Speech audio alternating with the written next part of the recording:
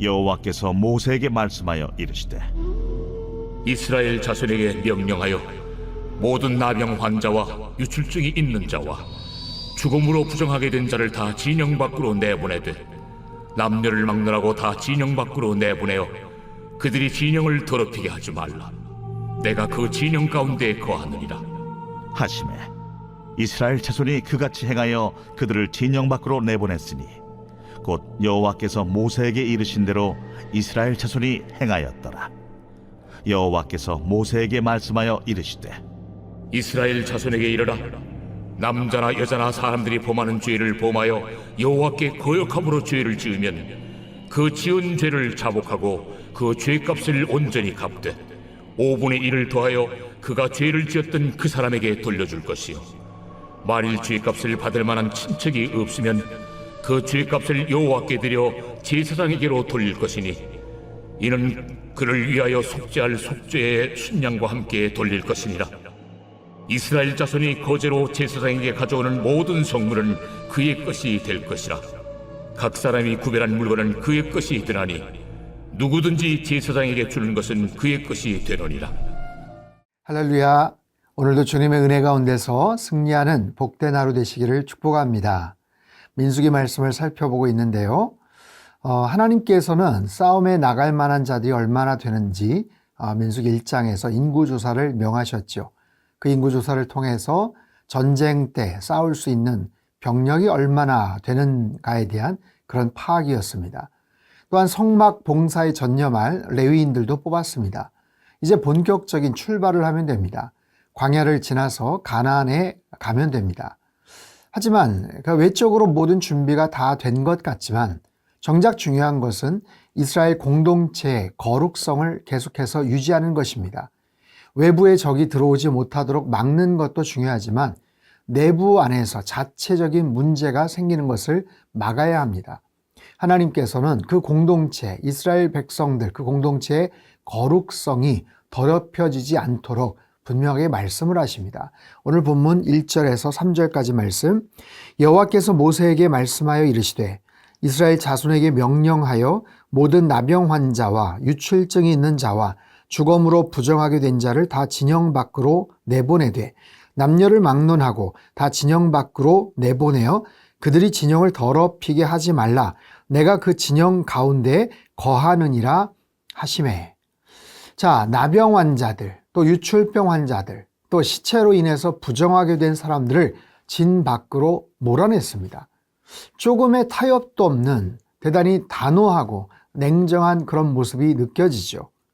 자, 우리는 오늘 본문의 의도, 하나님의 의도를 잘 읽어야 합니다. 하나님은 사랑이시다라면서 뭔가 문제가 있는 사람들을 그냥 매몰차게 내모신다라고 생각할 것이 아니라 그만큼 거룩함에 대해서 정결케 됨에 대한 하나님의 강한 의지를 우리는 읽어볼 수 있어야 됩니다. 이것은 단순한 의지 문제나 기호의 문제가 아닙니다. 더 나아가서 하나님 존재 자체에 대한 그런 이슈, 그런 문제죠. 내가 그 진영 가운데 거하느니라. 부정한 곳에 하나님이 계실 수가 없습니다. 죄와 부정한 것이 거룩한 하나님과 공존할 수가 없는 것이죠. 하나님은 사람을 차별하지는 않으십니다. 하지만 공동체 전체를 위해서 구별은 하십니다. 그렇지 않으면 그 모든 부정한 것들이 공동체 전체를 파괴할 수가 있기 때문에 그렇습니다. 자, 이 말씀을 이렇게 적용해 볼 수가 있죠. 하나님은 우리의 몸이 거룩한 성전이라고 말씀을 하세요. 우리의 몸이 성전이라고 할 때, 우리 안에 주님께서 거하신다고 할 때 우리의 몸을 그렇게 거룩하게 가꾸기를 하나님은 원하시죠. 우리의 생각들, 우리의 마음들, 그 공간이 성결케 되기를 원하십니다. 미움과 시기와 음란함과 더러운 마음, 부정적이고 비관적인 생각들이 깨끗하게 사라지기를 원하시죠. 또한 나의 말과 행동이 우리의 손과 발휘하는 모든 삶의 영역이 거룩하게 되기를 하나님은 원하십니다. 하나님을 섬기고 하나님을 모시기 위해서 우리는 더더욱 성결케 되어야 된다라는 그런 메시지입니다. 자, 하나님께서 이스라엘 공동체의 거룩함을 위해 그처럼 단호하고 냉정하게 명하셨다면 우리도 그렇게 지키고 행동해야 됩니다. 우리 자신에 대해서 더욱더 냉정하고 엄격한 태도를 취하심으로 말미암아 더더욱 하나님이 기뻐하시는 거룩하고 성결한 하나님의 사람 다 되시기를 주님의 이름으로 축복합니다. 자, 이번에는 공동체 안에서 죄를 범한 사람이 어떻게 해야 되는지를 살펴봅니다. 남자든 여자든 죄를 범하는 사람이 있어요. 누군가에게 잘못을 하고 물건을 훔치고 손해를 끼쳤습니다. 자, 6절 말씀입니다. 이스라엘 자손에게 이르라. 남자나 여자나 사람들이 범하는 죄를 범하여 여호와께 거역함으로 죄를 지으면. 자, 여기서 우리는 죄에 대한 중요한 교훈을 발견합니다. 우리가 누군가에게 죄를 지을 때 그것은 단순히 그 사람에게만 잘못하고 그 사람에게만 죄를 지은 것이 아니다라는 사실이에요. 그것은 무엇보다도 하나님께 죄를 지은 것이다 라는 것을 우리는 알아야 됩니다. 오늘 보면 6절에서 죄를 범하여 여호와께 거역함으로 죄를 짓는다. 하나님께 거역함으로. 죄라는 것은 단순히 가해자와 피해자 사이에서만 해결될 문제가 아니다라는 거예요. 그저 피해자에게서 사과해서 해결될 문제가 아닙니다. 반대로 인간이 용서받음은 피해자가 용서한다고 되는 것도 아니에요. 하나님이 해결해 주셔야만 진정한 죄사함을 받을 수가 있습니다. 반드시 인간의 죄는 하나님과 연관이 있습니다. 무엇보다도 하나님의 말씀을 거역하는 것을 죄라고 보시는 거예요. 그렇다면 그 죄의 문제를 어떻게 해결할 수 있는가? 7절입니다. 그 지은 죄를 자복하고 그 죄값을 온전히 갚되 5분의 1을 더하여 그가 죄를 지었던 그 사람에게 돌려줄 것이요. 자, 죄를 지은 사람은 먼저 자복하고 자백해야 됩니다. 자신의 잘못과 죄를 뉘우치고 자백해야 합니다. 그리고 죄값을 그대로 갚되 거기에 5분의 1을 더하여 갚아야 합니다. 20%를 더 해서 갚아야 됩니다. 그런데 만일 죄에 대한 피해를 본 당사자가 없을 수가 있잖아요. 어딜 떠났거나 죽었거나. 그래서 5분의 1을 더한 죄값을 받을 대상이 없다면 어떻게 해야 될까? 8절입니다. 만일 죄값을 받을 만한 그런 친척이 없으면 그 죄값을 여호와께 드려 제사장에게로 돌릴 것이니 이는 그를 위하여 속죄할 속죄의 순양과 함께 돌릴 것이라. 자, 죄를 지은 그 사람이 죄값을 돌려줘야 되는데 거기에 대해서 배상을 해야 되는데 그 사람이 없으면 친척에게 갚아야 되고 만약에 친척마저 없다면 제사장에게 돌려야 된다. 제사장은 속죄의 제사를 하나님께 드림으로 그의 모든 허물이 사함받았다는 것을 그렇게 허락해 주시는 거죠. 자, 이 본문을 통해서 느끼는 것이 있습니다. 하나님은 죄의 문제를 절대로 대충 해결하시지 않는다라는 거예요.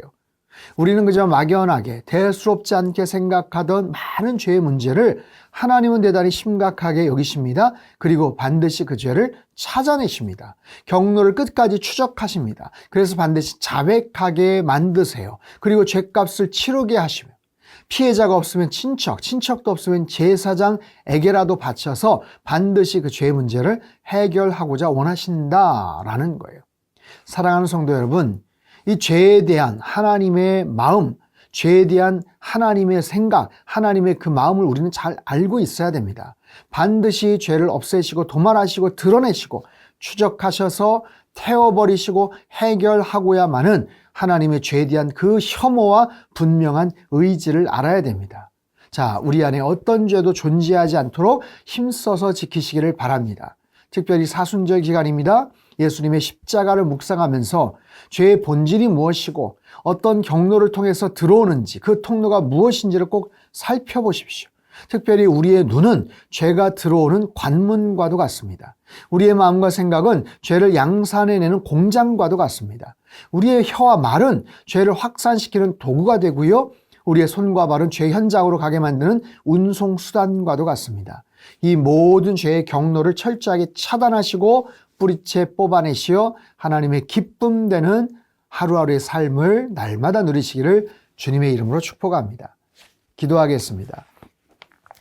하나님 아버지, 우리의 삶 속에 끊임없이 발생하고 자라나고 실행시키는 그 모든 죄에 대한 문제들을 하나님의 관점으로 바라볼 수 있기를 원합니다. 하나님, 나의 생각과 마음이, 또 나의 말과 혀가, 또 나의 손과 발이 이 죄의 모든 것들을 만들어내고 운송시키고 또 실행케 하는 그런 도구가 될 수 있다는 것을 깨닫게 하시고, 철저하게 죄와 싸우되 피 흘리기까지 싸우며 그 죄의 문제를 해결하시기 위해서 날 위해 십자가 달려 죽으신 예수님의 그 고난과 그 사랑을 더욱더 깊이 묵상하는 이번 사순절 기간이 되게 하시고, 주님께 더 가까이 나아가는 하루하루의 삶이 되도록 축복하여 주시옵소서. 귀하신 예수님의 이름으로 기도합나이다. 아멘.